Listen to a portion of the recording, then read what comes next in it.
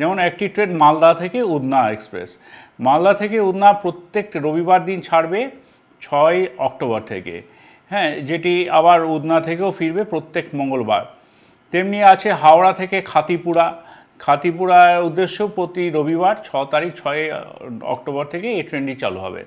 আবার খাতিপুরা থেকে মঙ্গলবার দিন হাওড়ার উদ্দেশ্যে আসবে। আসানসোল থেকেও আমরা খাতিপুরার উদ্দেশ্যে ট্রেন চালাচ্ছি, যাতে ভিড়টাকে একটু হালকা করতে পারি আর কি, কমব্যাট করতে পারি। তো সেই জন্যে আমরা আসানসোল খাতিপুরা যে এক্সপ্রেসটি সেটি প্রতি মঙ্গলবার চালাবো, সেটা 1 অক্টোবর থেকেই চালাবো। আরেকটি গুরুত্বপূর্ণ ট্রেন শিয়ালদা থেকে গোরখপুর যাওয়ার উদ্দেশ্যে, শিয়ালদা থেকে গোরখপুর যাওয়ার ট্রেন আমরা প্রত্যেক শনিবার এবং সোমবার 5 অক্টোবর থেকে চালাবো। আরেকটি উল্লেখযোগ্য ট্রেন যেটি সাধারণত আমরা দেখেছি খুব রিজার্ভেশনের চাহিদা সারা বছর থাকে, সেটি হলো হাওড়া থেকে রাক্সোল যাওয়ার ট্রেন। প্রত্যেক শনিবার 5 অক্টোবর থেকে আমরা এই ট্রেনটি চালাবো।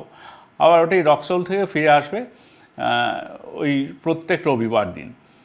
আরেকটি উল্লেখযোগ্য ট্রেন রাক্সোলের জন্যই চলবে এই ট্রেনটি, খুব উল্লেখযোগ্য। দিল্লি যাওয়ার জন্য এতগুলি ট্রেন আছে, তবুও মানুষের দিল্লি যাওয়ার বা দিল্লি ওইদিকে সারাউন্ডিংসে পুজোর সময় ঘোরার একটা ভীষণ চাহিদা থাকে।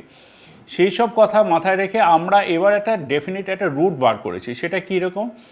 আসানসোল থেকে আনন্দবিহার যাবে ট্রেনটি, হ্যাঁ। এটা দেখুন আসানসোলে ওইদিকে যে আছে, আসানসোল বলুন, অন্ডাল, পাণ্ডবেশ্বর, দুর্গাপুর, এই এলাকায় সেসব মানুষেরা যেটা হাওড়ায় এসে এতদিন ধরে ধরতে হতো, কোনো নিজেদের এলাকা থেকে ট্রেন ছাড়তো না, তাদের জন্য আসানসোল আনন্দবিহার এক্সপ্রেস, যেটা 4 অক্টোবর ছাড়বে, দিল্লির উদ্দেশ্যেই যাচ্ছে। আনন্দবিহার মানে আপনারা সবাই জানেন দিল্লির উদ্দেশ্যে যাচ্ছে। এটা প্রতি শুক্রবার ছাড়বে 4 অক্টোবর।